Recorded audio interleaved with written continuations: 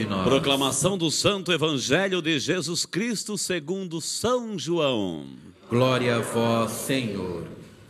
Naquele tempo, disse Jesus a seus discípulos: Agora parto para aquele que me enviou, e nenhum de vós me pergunta: para onde vais? Mas porque vos disse isso, a tristeza encheu os vossos corações. No entanto, eu vos digo a verdade: é bom para vós que eu parta. Se eu não for, não virá até vós o defensor. Mas se eu me for, eu vô-lo mandarei. E quando vier, ele demonstrará ao mundo em que consistem o pecado, a justiça e o julgamento. O pecado, porque não acreditaram em mim. A justiça, porque vou para o Pai. De modo que não mais me vereis. E o julgamento, porque o chefe deste mundo já está condenado.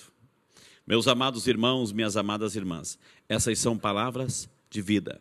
Palavra da salvação. Glória a vós, Senhor. E quem beija a palavra de Deus, pode aplaudir, é a palavra de Deus.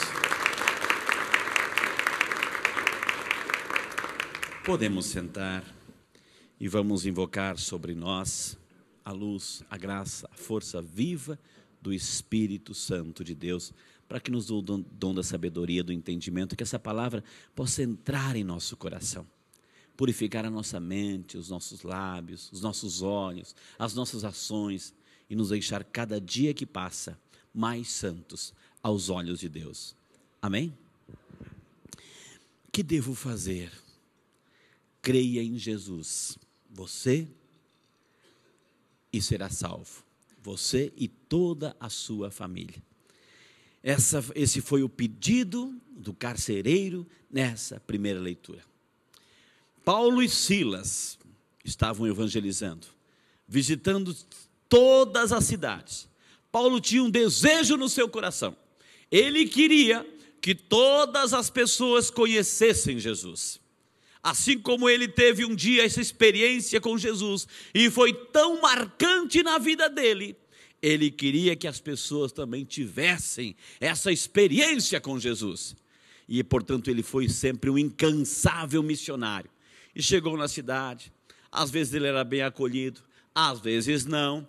E aconteceu que nessa cidade, Filipos, enfim, ele foi preso, açoitado, bateram nele e, além de tudo, prenderam. E prenderam lá no fundo daquela prisão, acorrentaram os pés dos apóstolos, dos missionários, né? Mas olha que interessante, que atitude, que comportamento surpreendente de Paulo e Silas. No meio da prisão, açoitados, ensanguentados, feridos, machucados, no meio daquela prisão, eles, de noite, não deixavam de rezar e oferecer a Deus hinos de louvor. Oração e hinos de louvor. Isso chamou a atenção dos outros prisioneiros. Como é que pode? Eles estão lá arrebentados, quase mortos, feridos, e não deixam de rezar, e não deixam de louvar a Deus. Essa atitude chamou o testemunho, a alegria que nascia do coração dos apóstolos, chamou a atenção de todos, né? Aí de repente, olha só, como Deus é surpreendente, como Deus é maravilhoso.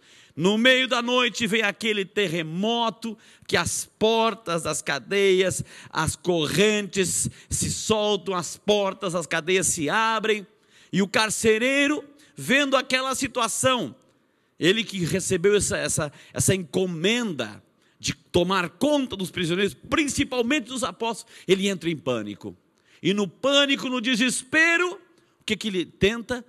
Ele tenta tirar a própria vida. Ele tenta tirar a própria vida. Paulo grita lá de longe: não faça isso contigo, estamos aqui. E aí, aquela atitude, ele chega perto, traz os apóstolos para fora e pergunta: o que eu devo fazer? O que eu devo fazer para também receber essa graça? que você acredite em Jesus. Para que você acredite em Jesus, você e toda a sua família. E aí, a gente sabe o desenrolar da história, que ele levou Paulo e Silas para casa, curou, tratou das feridas, enfim, ele foi batizado, a família inteira foi batizada. Olha que atitude, gente, atitude, no meio de tribulações, no meio de perseguição, no meio de dores e sofrimento. O que acontece com a gente? O que acontece conosco quando a gente passa alguma dificuldade, principalmente essa incompreensão, principalmente quando somos vítimas, muitas vezes, de preconceito, de julgamento, de difamação, de perseguição. O que a gente faz? Qual é a atitude mais natural de um coração? A gente quer se vingar. É ou não é? A gente quer se vingar. Aqui a gente não quer levar desaforo para casa. A gente vai tentar de tudo para pagar o mal com o mal. E olha qual a atitude dos apóstolos. No meio de tribulação, de dor, de sofrimento, eles jamais deixaram de rezar e louvar a Deus. Esse é o mais poderoso remédio para a gente combater as tribulações. Rezar e louvar a Deus. Não é isso que a gente reza na missa? Dai graças ao Senhor em todo tempo e lugar. Rezar e louvar a Deus. O carcereiro, ele não se converteu por causa do terremoto, aquela história toda ali. Não, ele se converteu por causa do testemunho, da alegria, da ousadia dos apóstolos. Mesmo na tribulação, mesmo na perseguição, eles rezavam e louvavam a Deus. Olha que interessante isso, gente. Que lição para as nossas vidas. Quando nos acontece qualquer coisa errada, a gente tende a blasfemar, praguejar e ficar irado por dentro. Paulo e Silas nos ensinam exatamente o contrário. Tribulações acontecem em nossas vidas.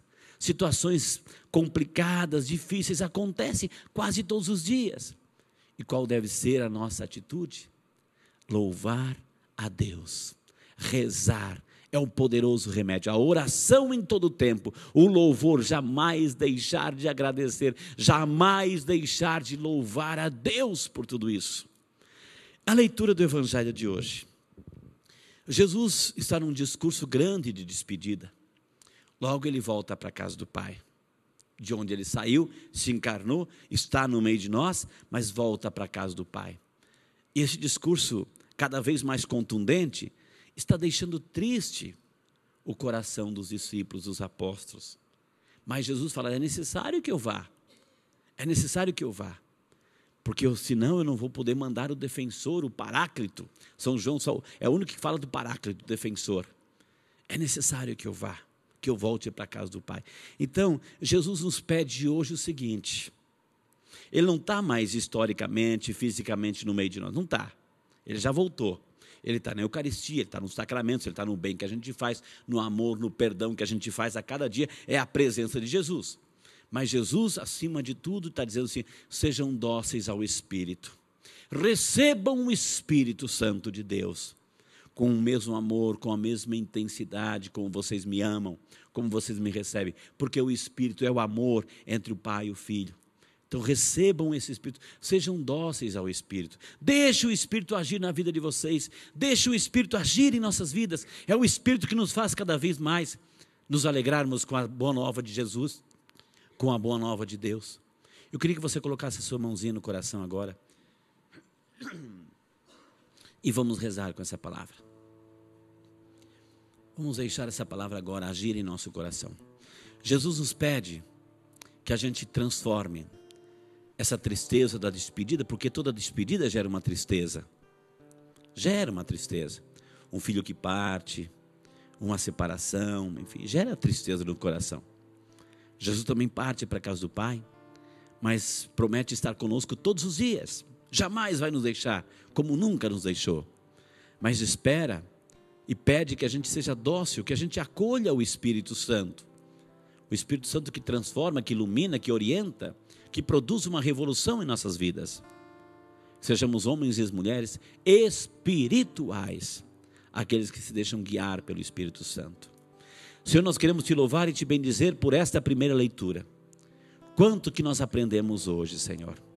No meio de tribulação, de tempestade, de perseguição, de situações difíceis nas nossas vidas, hoje nós aprendemos na primeira leitura, que em tudo dai graças. São Paulo e Silas presos, jamais deixavam de rezar, jamais deixavam de louvar a Deus. Então eu quero que você agora, você que está aqui, você que está na sua casa, faça a sua oração de louvor a Deus. Eu sei que de repente você está aqui, você está em casa, passando por aquele tormento, aquela tempestade, aquele sofrimento, talvez no seu relacionamento familiar, no seu casamento, talvez uma situação complicada financeira, talvez uma situação de enfermidade, de dor, de angústia, de perseguição, de incompreensão. Eu quero que você faça agora a sua oração de louvor. Louve a Deus. Mesmo nessa situação, pode até dizer: Senhor, eu louvo por nesse sofrimento, eu quero te louvar nesse sofrimento. Tira do meu coração, Senhor, tira do meu coração essa raiva, esse rancor, que é essa tendência natural que a gente tem de reagir diante de uma situação difícil. Mas eu quero te louvar, Senhor, eu te louvo e te bendigo por aquelas coisas que não são tão boas que acontecem comigo. Eu quero te louvar, porque eu tenho certeza que no louvor vem a minha vitória, que no louvor vem a minha graça, é que no louvor, no testemunho da sua alegria, você vai dizer, você vai anunciar Jesus, você vai mostrar Jesus para as pessoas. Eu só te peço uma coisa, disse Paulo ao carcereiro: creia em Jesus, creia em Jesus, você e toda a sua família, e será salvo. Creia em Jesus, louve o Senhor na dificuldade, louve o Senhor na tribulação, reze na dificuldade, reze na perseguição, reze na tribulação, porque a vitória haverá de ser sua, porque Deus está contigo, porque Jesus está contigo, porque o Espírito Santo de Deus jamais nos abandona. Então na dificuldade, louve o Senhor. Na dificuldade, reze ao Senhor. Vamos aprender com Paulo, vamos aprender com Silas. Em tudo dai graças, porque tudo concorre para o bem daqueles que esperam, daqueles que confiam no Senhor. Pare de reclamar da vida. Comece a rezar, comece a louvar, porque tudo vai ser transformado. Tudo concorre para o bem daqueles que esperam e confiam no Senhor. Fique um instante em silêncio, agradecendo, louvando, bendizendo, escutando a voz do Senhor na sua vida. Obrigado, Jesus. Obrigado, Pai. Obrigado, Senhor.